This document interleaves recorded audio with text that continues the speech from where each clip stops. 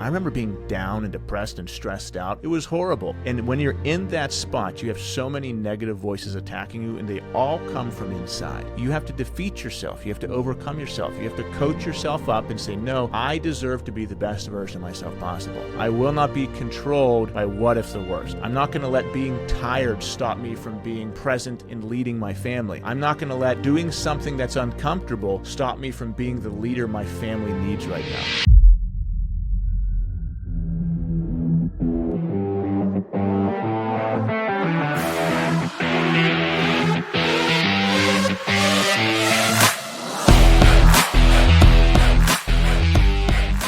Hi, everyone. Welcome to the Rising Father podcast. I'm Chris Rodack.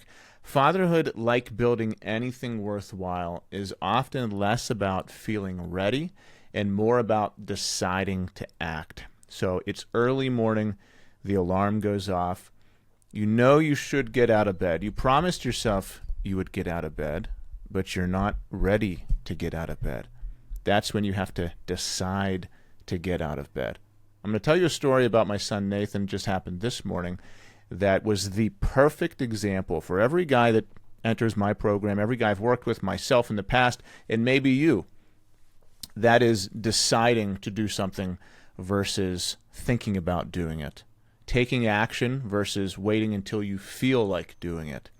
So that's the internal battle. That's the desire to rise versus the comfort of settling. The snooze button, the easy option. This is a universal struggle for men. So here's what happened. Nathan, this morning, he was super excited to go to the gym with me.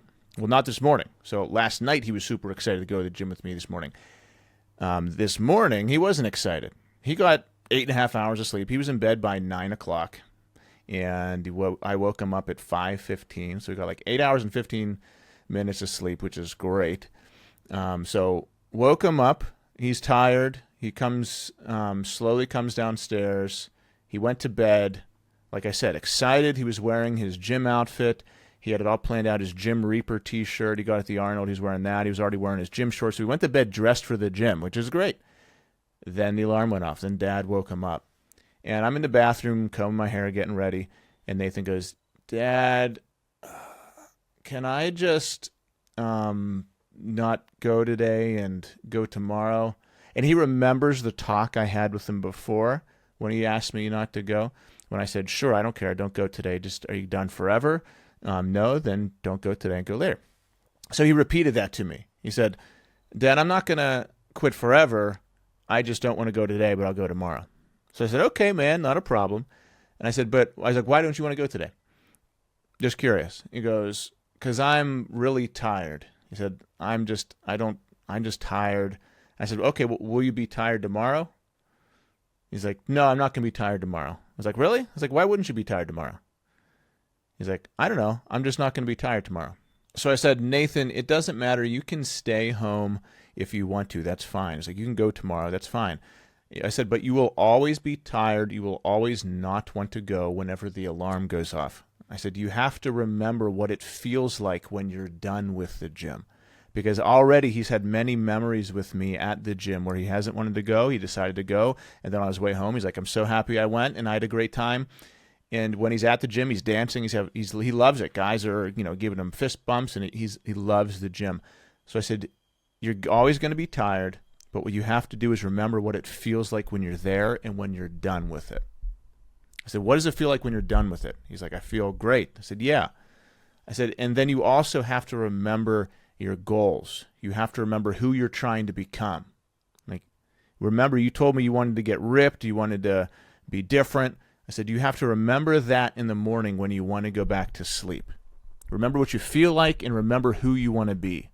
And that will take you through this hard moment. So this is something every single guy deals with who wants to make a change. You're dealing with that inside turmoil of, do I want to put in the work to make a change, or do I want to go back to sleep into easy and comfort? And you will always stay there until you just accept that it's going to be hard. It's never not going to be hard. Every single time it's going to be hard. Every single time the alarm goes off, I want to sleep in. There's never been one moment when the alarm has gone off and I've just said, thank goodness I didn't want to sleep for an extra hour. No, every single time I want to keep sleeping. So you have to accept that. Every goddamn time it's going to be hard. Every single time. I deal with this all day with the guys I work with. That mind worm, that conundrum that we go through is the battle men have to overcome to finally become disciplined and consistent. It's not knowing the right squat technique. It is defeating yourself. It's overcoming yourself. It's battling that inner bitch, that sloppy version of you that wants to just go back to bed. So how do you do that? You shift your perspective. You say, no, I know that this pillow feels amazing. I know the covers feel great, but who do I want to become? Okay, great. Okay, now what do I feel like after I'm done with the gym? I feel powerful. And then slowly and steadily, you're building inspiration for you to get out of bed instead of convincing yourself to stay in. So you have to be your own coach. You have to be your own cheerleader in those early hours. You have to be the one who convinces you to get out of bed. No one else can do it for you. You can stack the odds in your favor, like the guys in my group can pop on the app and look at all these people who are already out of bed working out early in the morning, and that helps you. You can have guys reach out to you, support you. You can have accountability partners like we have. That stuff helps, so you can stack the odds, so it's easier for you. But in the end, it comes down to you. Only you can get yourself out of bed. So this is very important for Nathan to learn at a really young age, because he's going to deal with this for the rest of his life. It's, do I want to put in the work to change, or should I take it easy? You know, maybe he told all of us at the dinner table last night that he's going to be a billionaire business owner when he's older. So we were like, yes, we know you are. And then, you know, whenever he's a millionaire business owner, he's going to have the choice to make. Well, do I want to make it to that next level? Okay, I'm going to have to suffer some more. I'm going to have to put in the work. I'm going to have to sacrifice and do what's necessary, do the hard thing to get me to the next level. Or I could say I've made it, I'm fine, I'm complacent, and I'm going to keep things as they are. Not putting any judgments upon anyone, whether you're making $100,000 in your business or $1 billion. You know, that's not the point of this story. No judgments on what you should be doing. There are people who, I know a guy who's making, I think he's up to like $10 million a month in his business right now. And like, he still wants more. He's a great father and husband, still a great guy. He's extremely disciplined, guy I respect and look up to. But, you know, he wants more in his life because he's driven by accomplishment. Like, that's great. So he has to become more to do that. He has to continually work on himself and do the hard thing. For me, speaking is a big part of my business. Speaking is a big part of this brand and how I communicate. I coach. We do 3 calls a week in my program. So I'm always, for the past 2 years, 3 times a week, I've been doing 1-hour speaking sessions, public speaking sessions to my group. That is 300 plus Zoom calls. On top of that, I do calls with guys who want to join the program. I do podcasts. I do interviews. I do content. So speaking is a massive part of my life. I know that the better I get at speaking, the better my business will do, the better my brand will do. So what do? I don't hope for things to get better. I say, no, I need to set aside 30 to 60 minutes every single day to become a better speaker. That means I practice speaking. I was doing that in my patio earlier today. I was practicing speaking on camera. So that's something I must do to improve everything, to improve my brand, my business, how I communicate with people, how I tell stories. The better I can communicate is, you know, very much equal to the success of what happens with me. So what do? I don't know that and do nothing. I go out and I do something about it. I start stacking wins every single day. But I have to decide whether I want to do that, whether I want to go on my patio and practice speaking into my cell phone for 30 to 60 minutes every day, or if I'm just going to, you know, sit down and do something that's more fun. It's still a business thing, but it's more fun. Or I could do nothing and just scroll my phone. But that is how I have to choose to do the hard thing if I want to make a positive change in my life. I could also just say no, but it's never not going to be hard. Like practicing speaking into a camera is not the most fun thing in the world. It's never going to be fun. Some rare occasions it's fun. I'm really feeling it. And, this talking podcast, this is fun. I like this. I'm just going. So this is like a fun thing I could do. I could have skipped that on patio and say, no, I'm just going to record a bunch of podcasts and just talk, because I like going free-flowing, just kind of thinking out loud, talking. I actually enjoy that. So I do enjoy this. But practicing speech and communication on cell phone with no one for no purpose, no. Not for no purpose, but you know what I mean. That's not as fun. But I have to choose to do the hard thing if I want to move that head. You get it, point made. So Nathan, I want him to understand this. We went to the gym. Same thing happened. We got there, started off a little groggy. Then he gets more and more excited. He's enjoying it. Then he's dancing to the music. We're talking to people. We're getting to know people. He watched a guy bench press, a guy that owns a business that we met at the Arnold and also goes to our gym. And Nathan is kind of like, he's buddies with now. We watched him bench press like 430 pounds, which is crazy. And so Nathan loved that. Like early in the morning, 6 a.m. at a gym, so with all the weights clinking and chains falling on the ground, there's this guy benching 430 pounds, and Nathan's an 11-year-old boy there working out with his dad. That's a core memory. That's something he's going to have forever. So I'm happy to give that to him. But he went, he enjoyed it. On our way back, I said, you glad you went? And he said, yeah. Every single time, you glad you went? He's like, yeah. And he's someone who's going to tell me the truth. Like, he will tell me what needs to change and all this kind of, he's honest with me. For our retreat coming up, we've got our men's retreat coming up this very week. If you're listening, I don't know when you're going to listen to this, but this is middle of April 2025. We've got our amazing, unbelievable men's retreat coming up. And one of the assignments the guys have to do that will lead into a life-changing workshop and exercise for us is, I said, you need to ask your child and your wife one thing about you that they just absolutely love, like a character trait of yours that they just love. And then, this is going to be harder, but you need to ask them a way that you can show up better. This retreat is all about identity. We're going to have 3 nights, 4 days of exercises, workshops, 6 a.m. cold plunges in the middle of a freezing cold lake, working out together, private chef, amazing food, just campfires and bonding together and changing our lives. It's all about identity, rewriting our stories. But this time, last year was unbelievable. This time we're digging even deeper to really look into our past, to look into our current family, and set ourselves up identity-wise as the people we want to be, and to make a plan to live by that. So it'll be a life-changing weekend. I'm looking forward to it this week. Anyway, Nathan overcame it. He decided to go. He was happy he went. And that is a decision that every single guy has to go through early in the morning. It's that internal battle. Do I want to rise or will I be comfortable? He was early in the morning. He was not that enthusiastic. He hit the wall of tired. He's like, I'm tired. Are you tired? Yes. I work with guys who, they're making tons of progress, and then they're like, man, I screwed up this weekend. So if a fully grown man who invests in himself, who's all in and committed, can fail in the morning, yeah, my 11-year-old son can. I do it sometimes too. Like full-grown men who want to do this are hitting the snooze button. So it's gonna be hard for an 11-year-old boy. So my response to him wasn't coddling when he told me that. It was challenging him. Just like if you work with me, I want to see you at your best. The guys I work with, I want to give them what I needed when I needed help. And that is, I don't need somebody encouraging my weakness and giving me excuses. I gave myself enough excuses.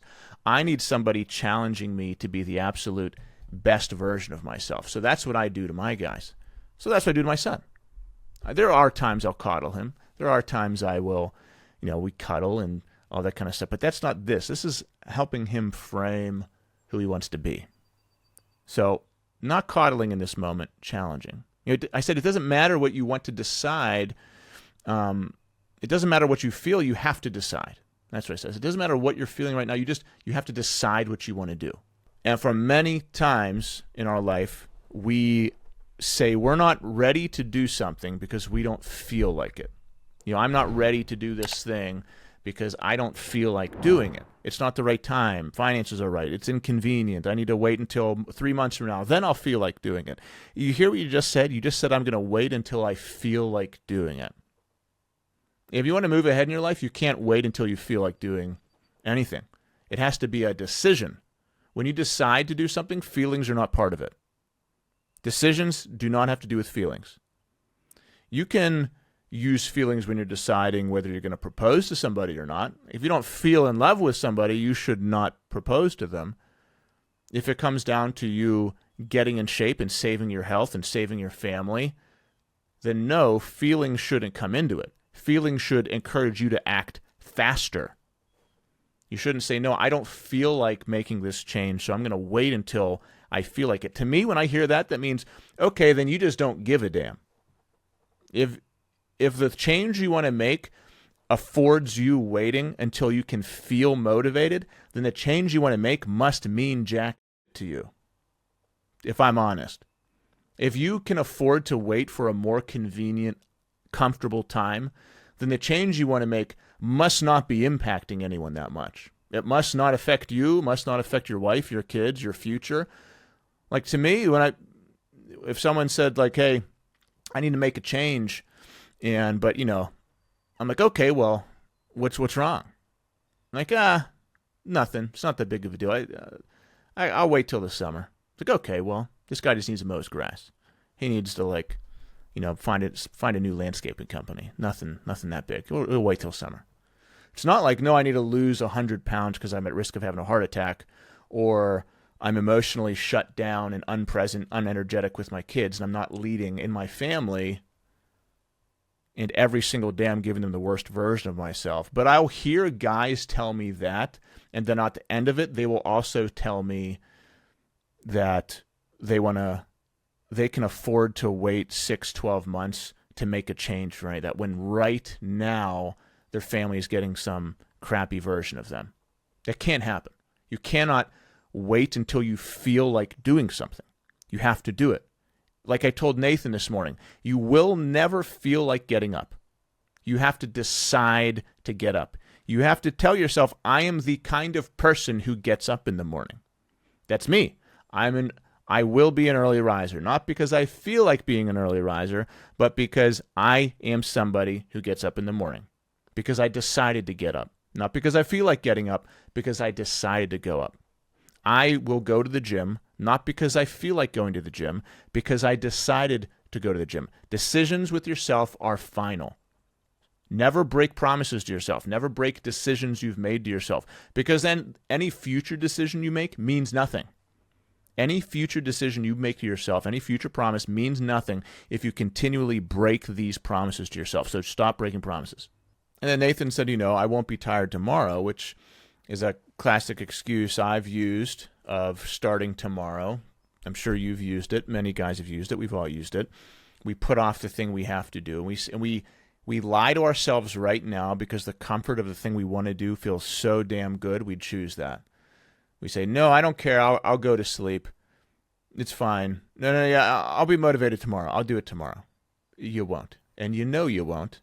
But you lie to yourself right now so you can do the fun thing, so you can feel good right now. So you're willing to swallow that pill of feel good to avoid the work that you must do, because you're not willing to do the hard thing right now. And it's a struggle. That's the truth of it. I told Nathan, every single day you wake up to work out, you will be tired. The discomfort will never disappear. You must build the capacity to act in spite of it. Just like in life, you will never not have resistance. You're never going to have financial struggle. You're never going to have, in your business and career, a free ride where things aren't tight and you're just getting unlimited clients all the time. You have no down months. You can't control any of that. What can you control? What you do right now. You can control your decisions. You can become somebody who acts despite the chaos, despite the fear, despite the doubt. You can be someone who just has immense willpower. If you have willpower, that means you're not waiting for what you feel like. You're not waiting until you're ready. You wait until you're ready. You're going to be waiting until you're ready whenever you hit the grave. And I challenged Nathan to think about his why. Who do you want to become? That why is what pulls you through. If you have no target, you have no vision, you don't know who you want to become, then you're stuck. You just stay there. You need a strong vision. If it's not strong enough to make you do uncomfortable things, then you need a stronger vision for yourself. The thing you want to become, the thing you're striving for, isn't strong enough to make you do something uncomfortable. So you must make it big enough for you to pull you through those hard times. And Nathan finally made the decision to go. He didn't feel like going. My son did not feel like going to the gym. He said he was tired, but he decided to go, and that's what you have to do. He, got in the truck. I drove him there. He was tired the whole way there. Then he ended up having a great workout and loving it because he decided. That's what you must do. We came home, said he loved it, and then instead of sitting down and watching TV, the kids came outside with me on the patio, and I still had some cardio to do. I've been doing about 30 minutes of cardio after my workouts just to burn off some of those extra carbs, get more lean. And I was going to use the elliptical in my basement. Initially, I was using the ellipticals at the gym, but since my son's with me, I didn't, he's too young to go on a treadmill, so I've just been going home and using our own. And I said, well, instead of me doing the elliptical by myself and my son sitting on the couch and watching TV, what if we both play basketball together? So I said, hey, Nathan, want to play basketball? He was like, yeah. I got super excited, went outside on the court. We don't have a basketball court, but our patio is big enough to where we can play basketball, and I wheeled a basketball hoop up there. So we played basketball for 30 minutes. Lauren came out, she played, so that was my cardio. I was able to connect with my kids. They got better at basketball. I got better at basketball. I did cardio, burned some calories, so it was double dipping. Connection, time with the kids, and cardio, and that was far better than me working out by myself and my kids watching TV. I want my kids to be badasses, and they will be. They both do CrossFit, both do jiu-jitsu. Nathan works out with me. Lauren does pull-ups. After we did basketball, Lauren did 20 pull-ups with me this morning. It was back day. But she wanted to get a bunch of pull-ups in. I've been doing pull-ups every single day with my daughter for 151 days now, and she wanted to get those pull-ups in, so she just went out there, did pull-ups. And we had an old rope from a rope swing we used to have. That was hanging on the tree, fell down. I have to get a new one. But grabbed that rope, I put that on the pull-up bar, and instead of doing regular pull-ups, Lauren was grabbing the rope and doing rope pull-ups. Then I did it with her too. Yeah, I'm raising future badasses. Confident saying that. I'm really excited about it. They're going to be confident, lots of friends, successful, healthy, great habits, strong, dangerous. And, man, it makes me really, really happy knowing that that is the kind of person they get to be.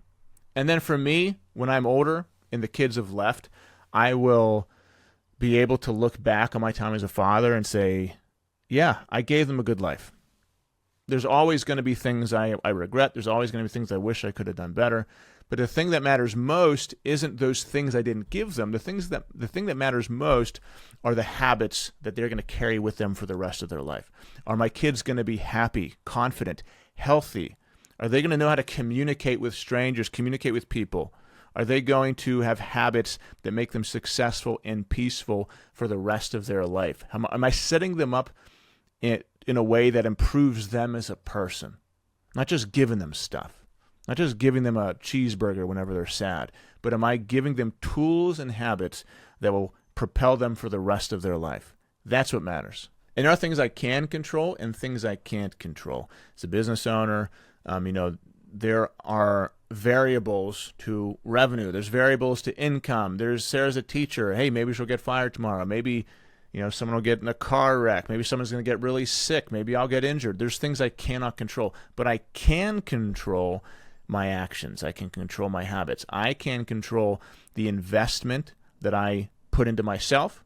I can control where I allocate my time, energy, and resources, how much I'm going to develop my kids. I have a certain amount of time every single day. I have the decision to make of how much of that I'm going to give to myself, my wife, and my kids. So what I can do is when my kids are gone in college and having their own families, I can look back and say, no, I invested a lot of time into my children and also into myself becoming the best person I can for them. I'm proud of that. I didn't make excuses. I did not do the thing I knew I had to do because I was scared, because it was uncomfortable for me. I just jumped in. I will be happy and proud that I did that. And when you invest time like this into your children, that is not a chore, but it's a high return investment in their physical, emotional, and relational development. There is no downside. Like, what could possibly be the downside of me spending time with my kids, taking them to work out? There's zero downside.